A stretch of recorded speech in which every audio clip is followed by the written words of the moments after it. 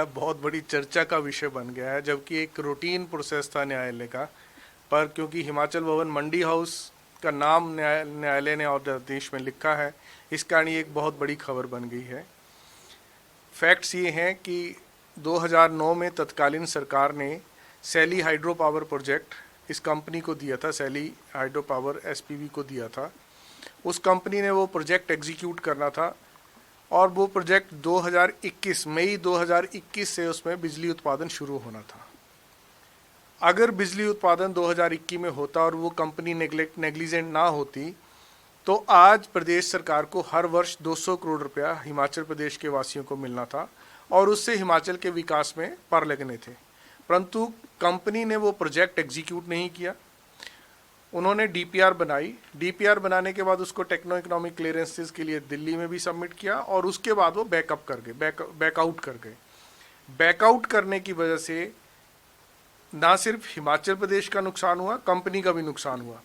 परंतु जो कंपनी और प्रदेश सरकार के बीच एग्रीमेंट हुआ था, जिसे प्री इम्प्लीमेंटेशन एग्रीमेंट कहते हैं, उस एग्रीमेंट के तहत कंपनी को upfront premium as a processing fee देना था और वो प्रोसेसिंग फ़ी नॉन रिफंडेबल थी अगर डीपीआर में कंपनी ने ये पाया कि प्रोजेक्ट इकोनॉमिकली वायबल है।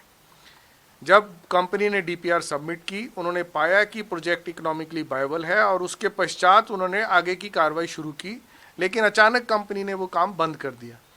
इस स्थिति में कानून के अनुसार, कॉन्ट्रैक्ट के अनुसार कंपनी का पैसा वापिस ना करना सरकार का सही फैसला था। इसीलिए सिंगल जज के फैसले को हमने डिवीज़न बेंच में चुनौती दी है और वो पेंडिंग है। उसी में हमें स्टे भी मिला था, परंतु हमने गवर्नमेंट ने ये सोचा कि अभी पैसे जमा नहीं करवाने हैं। तो उस स्थिति में अब सिंगल जज ने कहा है क्योंकि आप पैसे जमा नहीं करवा रहे हो, अपील सुनवाई में देरी हो रही है, तो आप इसकी एग्जीक्यूशन में इसका हिमाचल भवन को भी उन्होंने इंक्लूड कर दिया कि उस प्रॉपर्टी को कुर्क करके इनके पैसे दिलाए जाएं। परंतु प्रदेश सरकार के पास ऑप्शन है, हम हाई कोर्ट में पैसे जमा करवा सकते हैं। डिवीज़न बेंच में हमारी अपील की सुनवाई जल्द होने वाली है। रादर मुझे लगता है 21-22 की डेट पड़ी थी या आने इसी नवंबर महीने में कोई डेट पड़ी है, तो उसमें सुनवाई होने की संभावना है। तो अब ऐसी कोई बड़ी बात नहीं है कि ये हिमाचल भवन कुर्क होने जा रहा है। हिमाचल भवन जैसे हिमाचल वासियों की और अन्य लोगों की सेवा करता रहा है, नियर फ्यूचर में भी सेवा करता रहेगा और प्रदेश सरकार पूर्णतः सारे कदम उठाने जा रही है। सर, ये अमाउंट कितना? 64 करोड़ बता रहे हैं, सिर्फ ब्याज के साथ कितना? 64 करोड़ रुपया अमाउंट है। सिंगल जज ने इस पर कोई ब्याज नहीं दिया था, लेकिन उन्होंने कहा था कि अगर आप 3 महीने में 64 करोड़ न्यायालय में जमा करा देते हैं तो कोई ब्याज नहीं लगेगा।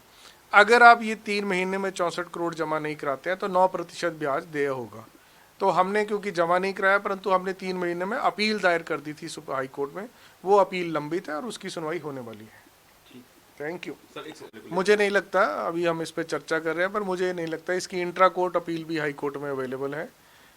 तो ये हाई कोर्ट में भी अपील हो सकती है, पैसे भी जमा हो सकते हैं। सरकार के पास बहुत सी ऑप्शंस हैं, उन ऑप्शंस को एक्सरसाइज किया। क्या पक्ष रखा जाएगा सर कोर्ट के अंदर? जो मैंने अभी बात कही वही पक्ष कोर्ट के अंदर रखा जाएगा। मैंने स्ट्रिक्टली वही बात आप सबको बता दी जो मैंने कोर्ट में रखनी है। सर, क्या सरकार 64 करोड़ रुपए देने की विचार कर रही है? नहीं, हम नहीं विचार कर रहे, हम अपनी अपील लड़ेंगे। हम अपील लड़ रहे हैं और अपील को लड़ेंगे।